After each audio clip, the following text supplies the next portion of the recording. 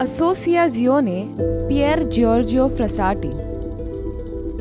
In a time of war, political unrest, and spiritual confusion, one young man quietly transformed the world around him, not through power or wealth, but through love. His name was Pier Giorgio Frassati, and he lived the gospel with such passion that his light still shines a century later. A life of hidden charity and joy. Pier Giorgio was born in Turin, Italy on April 6, 1901. His father, Alfredo Frassati, was a prominent journalist and diplomat. His mother, Adelaide, a talented painter. Though part of the Italian elite, Pier Giorgio's heart belonged to the poor. Even as a child, he showed signs of deep compassion.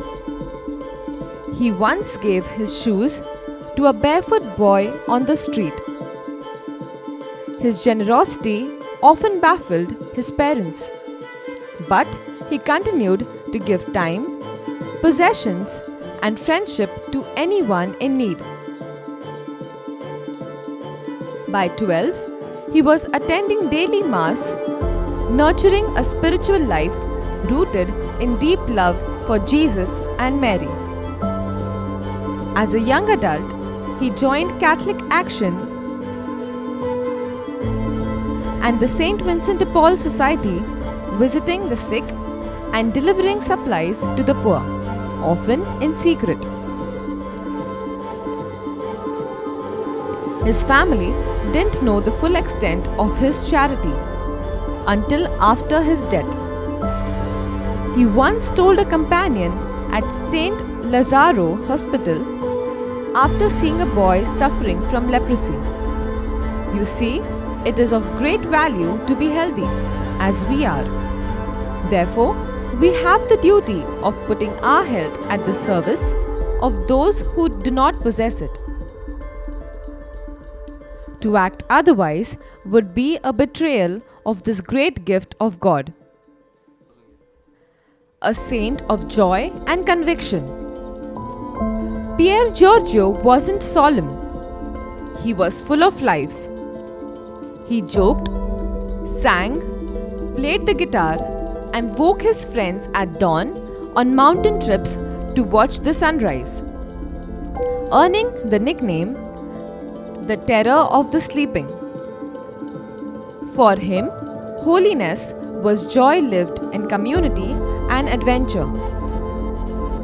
Yet, his laughter never masked his courage. He studied mining engineering to serve laborers and openly opposed fascism in Italy, declaring, "We must stand by our convictions even to the point of martyrdom."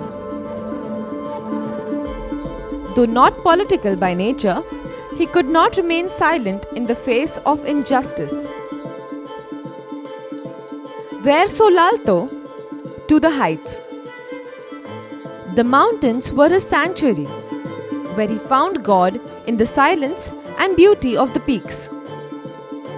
His final note, "Verso l'alto, to the heights," became a rallying cry for all seeking to rise higher in faith.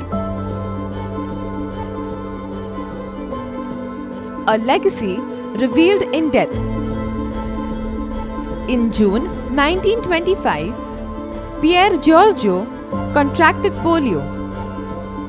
For 6 days, he suffered silently, offering his pain for others.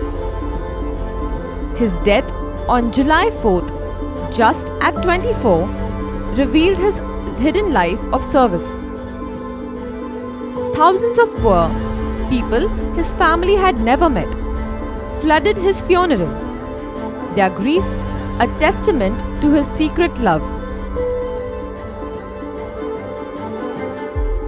Canonization and global devotion.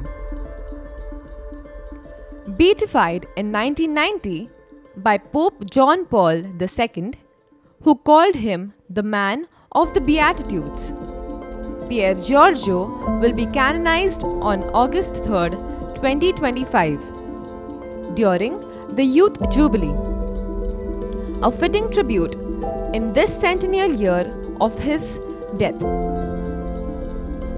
His body remains incorrupt in the Cathedral of Turin, a sign of his enduring witness. A Pact of Prayer. In 1925, Pier Giorgio wrote, "I would like for us to pledge a pact which knows no earthly boundaries nor temporal limits. Union in prayer." Today, his friends honor that pact. On April 6, 2025, his birthday, coinciding with the Jubilee of the Sick, the Archbishop of Southwark will lead a global catechesis and Zoom prayer. Followers worldwide are invited to prayer the way of the cross, visit the sick, and celebrate his legacy of joy and service. Patron of the Ordinary Saints. Pier Giorgio is the patron of students, mountaineers, and young Catholics, but above all, of those who live faith quietly, fiercely, and with love. Choose love. Choose Christ.